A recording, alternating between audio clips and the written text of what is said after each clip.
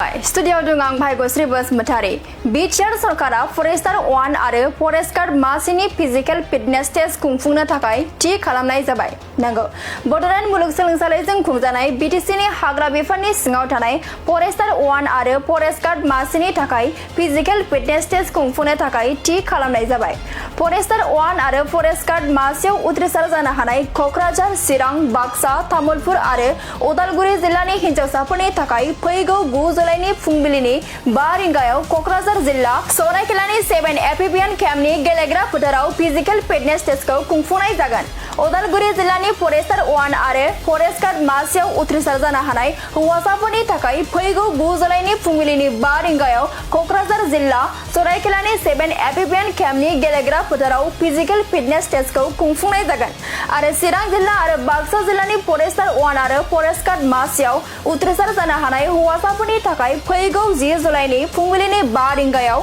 क'क्राझार जिल्ला सरायखेलानि 7 एम्फिबियान केम्पनि गेलेग्रा फोथाराव फिजिकेल फिटनेस टेस्टखौ खुंफुंनाय जागोन। लोगोसे क'क्राझार आरो तामुलपुर जिल्लानि फरेस्टार 1 आरो फरेस्ट गार्ड मासियाव उथ्रिसार जानो हानाय हौवासाफोरनि थाखाय फैगौ 11 जुलाइनि फुंबिलिनि 5 रिंगायाव क'क्राझार जिल्ला सरायखेलानि 7 एम्फिबियान केम्पनि गेलेग्रा फोथाराव फिजिकेल फिटनेस टेस्टखौ खुंफुंनाय जागोन। खुलुमबाय स्टुडियाव दं आं भाग्यश्री बसुमतारी बिटिआर सरकारा फरेस्टार 1 आरो फरेस्ट गार्ड मासिनि फिजिकेल फिटनेस टेस्ट खुंफुंनो थाखाय थि खालामनाय जाबाय। नंगौ बड'लेण्ड मुलुगसोलोंसालिजों खुंजानाय बिटिसिनि हाग्रा बिफाननि सिङाव थानाय फरेस्टार 1 आरो फरेस्ट गार्ड मासिनि थाखाय फिजिकेल फिटनेस टेस्ट खुंफुंनो थाखाय थि खालामनाय जाबाय। फरेस्टार 1 आरो फरेस्ट गार्ड मासियाव उथ्रिसार जानो हानाय क'क्राझार, चिरां, बाक्सा, तामुलपुर आरो उदालगुरि जिल्लानि हिन्जावसाफोरनि थाखाय फैगौ 9 जुलाइनि फुंबिलिनि 5 रिंगायाव क'क्राझार जिल्ला सरायखेलानि 7 एम्फिबियान केम्पनि गेलेग्रा फोथाराव फिजिकेल फिटनेस टेस्टखौ खुंफुंनाय जागोन। उदालगुरि जिल्लानि फरेस्टार 1 आरो फरेस्ट गार्ड मासियाव उथ्रिसार जानो हानाय हौवासाफोरनि थाखाय फैगौ 9 जुलाइनि फुंबिलिनि 5 रिंगायाव क'क्राझार जिल्ला सरायखेलानि 7 एम्फिबियान केम्पनि गेलेग्रा फोथाराव फिजिकेल फिटनेस टेस्टखौ खुंफुंनाय जागोन आरो चिरां जिल्ला आरो बाक्सा जिल्लानि फरेस्टार 1 आरो फरेस्ट गार्ड मासियाव उथ्रिसार जानो हानाय हौवासाफोरनि थाखाय फैगौ 10 जुलाइनि फुंबिलिनि 5 रिंगायाव क'क्राझार जिल्ला सरायखेलानि 7 एम्फिबियान केम्पनि गेलेग्रा फोथाराव फिजिकेल फिटनेस टेस्टखौ खुंफुंनाय जागोन। लोगोसे क'क्राझार आरो तामुलपुर जिल्लानि फरेस्टार 1 आरो फरेस्ट गार्ड मासियाव उथ्रिसार जानो हानाय हौवासाफोरनि थाखाय फैगौ 11 जुलाइनि फुंबिलिनि 5 रिंगायाव क'क्राझार जिल्ला सरायखेलानि 7 एम्फिबियान केम्पनि गेलेग्रा फोथाराव फिजिकेल फिटनेस टेस्टखौ खुंफुंनाय जागोन। खुलुमबाय स्टुडियाव दं आं भाग्यश्री बसुमतारी बिटिआर सरकारा फरेस्टार 1 आरो फरेस्ट गार्ड मासिनि फिजिकेल फिटनेस टेस्ट खुंफुंनो थाखाय थि खालामनाय जाबाय। नंगौ बड'लेण्ड मुलुगसोलोंसालिजों खुंजानाय बिटिसिनि हाग्रा बिफाननि सिङाव थानाय फरेस्टार 1 आरो फरेस्ट गार्ड मासिनि थाखाय फिजिकेल फिटनेस टेस्ट खुंफुंनो थाखाय थि खालामनाय जाबाय। फरेस्टार 1 आरो फरेस्ट गार्ड मासियाव उथ्रिसार जानो हानाय क'क्राझार, चिरां, बाक्सा, तामुलपुर आरो उदालगुरि जिल्लानि हिन्जावसाफोरनि थाखाय फैगौ 9 जुलाइनि फुंबिलिनि 5 रिंगायाव क'क्राझार जिल्ला सरायखेलानि 7 एम्फिबियान केम्पनि गेलेग्रा फोथाराव फिजिकेल फिटनेस टेस्टखौ खुंफुंनाय जागोन। उदालगुरि जिल्लानि फरेस्टार 1 आरो फरेस्ट गार्ड मासियाव उथ्रिसार जानो हानाय हौवासाफोरनि थाखाय फैगौ 9 जुलाइनि फुंबिलिनि 5 रिंगायाव क'क्राझार जिल्ला सरायखेलानि 7 एम्फिबियान केम्पनि गेलेग्रा फोथाराव फिजिकेल फिटनेस टेस्टखौ खुंफुंनाय जागोन आरो चिरां जिल्ला आरो बाक्सा जिल्लानि फरेस्टार 1 आरो फरेस्ट गार्ड मासियाव उथ्रिसार जानो हानाय हौवासाफोरनि थाखाय फैगौ 10 जुलाइनि फुंबिलिनि 5 रिंगायाव क'क्राझार जिल्ला सरायखेलानि 7 एम्फिबियान केम्पनि गेलेग्रा फोथाराव फिजिकेल फिटनेस टेस्टखौ खुंफुंनाय जागोन। लोगोसे क'क्राझार आरो तामुलपुर जिल्लानि फरेस्टार 1 आरो फरेस्ट गार्ड मासियाव उथ्रिसार जानो हानाय हौवासाफोरनि थाखाय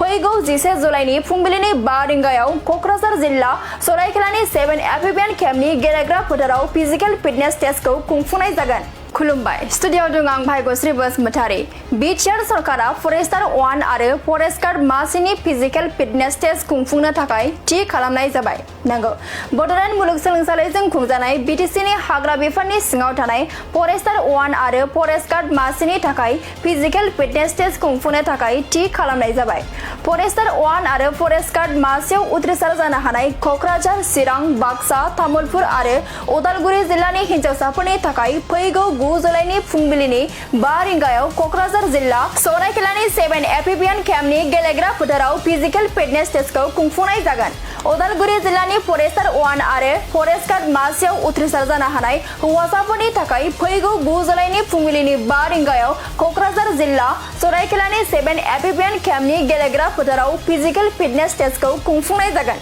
आरो चिरां जिल्ला आरो बाक्सा जिल्लानि फरेस्टार 1 आरो फरेस्ट गार्ड मासियाव उथ्रिसार जानो हानाय हौवासाफोरनि थाखाय फैगौ 10 जुलाइनि फुंबिलिनि 5 रिंगायाव कक्राझार जिल्ला सरायखेलानि 7 एपिपिएन केम्पनि गेलेग्रा फोथाराव फिजिकेल फिटनेस टेस्टखौ खुंफुंनाय जागोन। लोगोसे कक्राझार आरो तामुलपुर जिल्लानि फरेस्टार 1 आरो फरेस्ट गार्ड मासियाव उथ्रिसार जानो हानाय हौवासाफोरनि थाखाय फैगौ 11 जुलाइनि फुंबिलिनि 5 रिंगायाव कक्राझार जिल्ला सरायखेलानि 7 एपिपिएन केम्पनि गेलेग्रा फोथाराव फिजिकेल फिटनेस टेस्टखौ खुंफुंनाय जागोन। खुलुमबाय स्टुडिअ दं आं भाग्यश्री बसुमतारी। बिटिआर सरकारा फरेस्टार 1 आरो फरेस्ट गार्ड मासिनि फिजिकेल फिटनेस टेस्ट खुंफुंनो थाखाय थि खालामनाय जाबाय। नंगौ बड'लेण्ड मुलुगसोलोंसालिजों खुंजानाय बिटिसिनि हाग्रा बिफाननि सिङाव थानाय फरेस्टार 1 आरो फरेस्ट गार्ड मासिनि थाखाय फिजिकेल फिटनेस टेस्ट खुंफुंनो थाखाय थि खालामनाय जाबाय। फरेस्टार 1 आरो फरेस्ट गार्ड मासियाव उथ्रिसार जानो हानाय कक्राझार, चिरां, बाक्सा, तामुलपुर आरो उदालगुरि जिल्लानि हिन्जावसाफोरनि थाखाय फैगौ 9 जुलाइनि फुंबिलिनि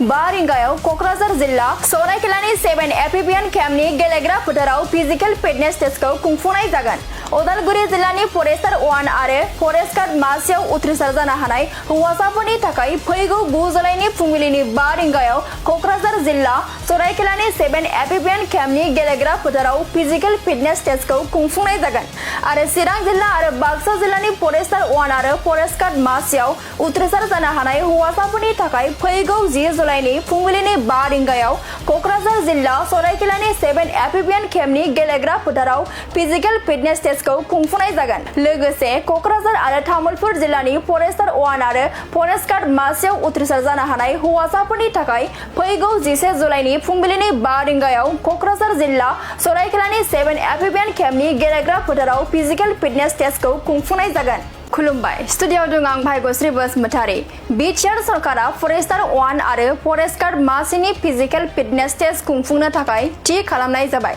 नंगौ बड'लेण्ड मुलुगसोलोंसालिजों खुंजानाय बिटिसिनि हाग्रा बिफाननि सिङाव थानाय फरेस्टार 1 आरो फरेस्ट गार्ड मासिनि थाखाय फिजिकेल फिटनेस टेस्ट खुंफुंनो थाखाय थि खालामनाय जाबाय। फरेस्टार 1 आरो फरेस्ट गार्ड मासियाव उथ्रिसार जानो हानाय कक्राझार, चिरां, बाक्सा, तामुलपुर आरो उदालगुरि जिल्लानि हिन्जावसाफोरनि थाखाय फैगौ 9 जुलाइनि फुंबिलिनि 5 रिंगायाव कक्राझार जिल्ला सरायखेलानि 7 एपिपिएन केम्पनि गेलेग्रा फोथाराव फिजिकेल फिटनेस टेस्टखौ खुंफुंनाय जागोन। उदालगुरि जिल्लानि फरेस्टार 1 आरो फरेस्ट गार्ड मासियाव उथ्रिसार जानो हानाय हौवासाफोरनि थाखाय फैगौ 9 जुलाइनि फुंबिलिनि 5 रिंगायाव कक्राझार जिल्ला सरायखेलानि 7 एपिपिएन केम्पनि गेलेग्रा फोथाराव फिजिकेल फिटनेस टेस्टखौ खुंफुंनाय जागोन आरो चिरां जिल्ला आरो बाक्सा जिल्लानि फरेस्टार 1 आरो फरेस्ट गार्ड मासियाव उथ्रिसार जानो हानाय हौवासाफोरनि थाखाय फैगौ 10 जुलाइनि फुंबिलिनि 5 रिंगायाव कक्राझार जिल्ला सरायखेलानि 7 एपिपिएन केम्पनि गेलेग्रा फोथाराव फिजिकेल फिटनेस टेस्टखौ खुंफुंनाय जागोन। लोगोसे कक्राझार आरो तामुलपुर जिल्लानि फरेस्टार 1 आरो